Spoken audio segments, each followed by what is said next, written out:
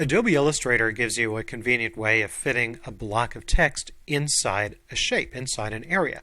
And that's what the Area Type tool does. Now, the file I have open is called Whale, and I'll give you one good guess as to what text I'm going to fit into here. Let's go over here and click and hold on the text tool and choose the Area Type tool from the flyout. And you see when you put your mouse pointer inside this shape, now this is a closed path, you get this little cursor symbol.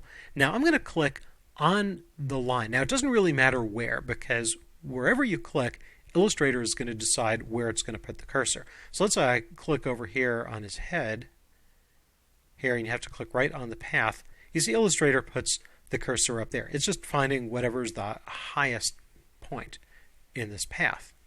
So let's go and get the text.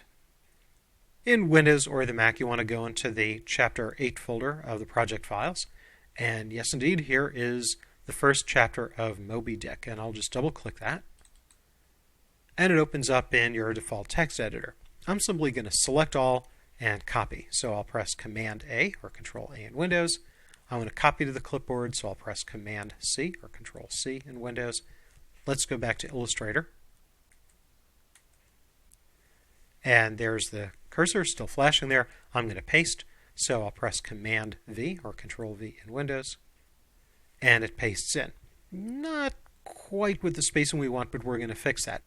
Now, because we fit this shape with area text, the shape itself won't show up. So if you print it, if you take it and you convert it to another file format, it won't be there. In fact, if I get the selection tool here and I click off it to deselect, you notice that goes away. Even if you apply a thick stroke to that shape, you won't see it. So kind of looking at this, well, maybe whale-ish, but we're going to fix that.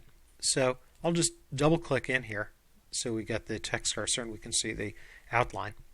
And let's get rid of these empty spaces. So I'm going to go over here to the left of the word there, and I'm just going to hit the backspace key or the delete key. And maybe you need to hit the space. Now, right now I've joined two paragraphs. That's not really a great thing. So I'm going to select just that. I just held down the Shift key, and with the Shift key held down, I tapped the arrow key, the right arrow key, or if you're a little to the right of it, the left arrow key on your keyboard, just to select that, or you can drag across it with the mouse, however you like. And I'm going to go over here, and I'm going to make this bold. And let's do the same thing over here. I'm going to hit the delete key or the backspace key a few times, and then select the C. And I'm going to make that bold. The smaller the text, the more it's going to fit. And right now I just have a default of 12 points. So I'm going to select all, press Command A or Control A in Windows, and I'll go over here and I'll make this 10 points. So now I can go and remove that space there. And I'll select that B and make that bold.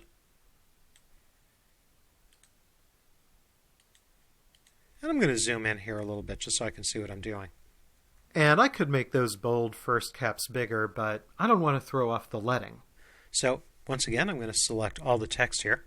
I'm going to go into the character panel. This is something I'm just going to do once, so I don't need to bring down the panel from the window menu. So this is 10 points. It's 12-point leading because it's 120%, but I'm going to get rid of those parentheses. So I'm going to fix that at 12 points. So I'll just delete whatever's in there. I don't want to just type in 12 because that's still the auto leading. So you could make it like 11.9 or 12.1, something like that. Hit the tab key. So that will keep it fixed. Deselect. And now I could go and find these individual ones like that T, and instead of 10 points, maybe I'll make that 12 points. So even though it gets bigger, it doesn't throw the line spacing off. And I'll grab this here. I'll make that 12 points. And I'll go over here and find the C, and I'll do the same thing here. Okay, so now it's a little easier to read. We can see where the paragraphs start, but we have some issues like over here where the text is kind of being pushed away by the shape. Let's zoom in here a little bit And let's scroll around here a little bit. And by the way, when you fit text to a shape, you cannot do it with a compound path. It has to be with a very simple path. And that's kind of a good thing because it makes editing the shape easier. I'm going to open the whale's mouth a little bit. I'm going to go over here and get the lasso tool.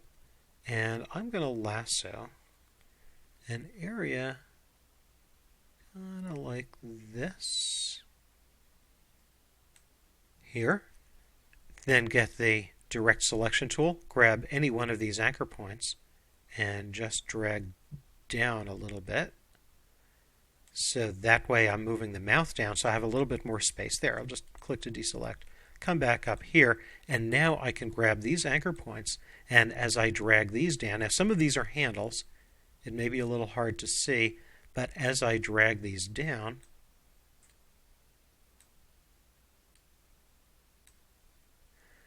now the text is going to flow. And again, don't worry if the line isn't exactly even, because the end product that you're going to have won't have the shape visible. It's just going to be the text going across. And the same over here.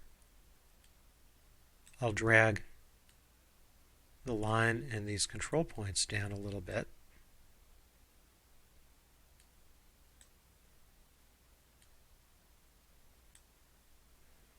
So now that fills in. And I'll just press Command 0 or Control 0 in Windows so we can get a better look at it. And I'll click off on the background so now we can see, oh yeah, that really is more of a whale shape.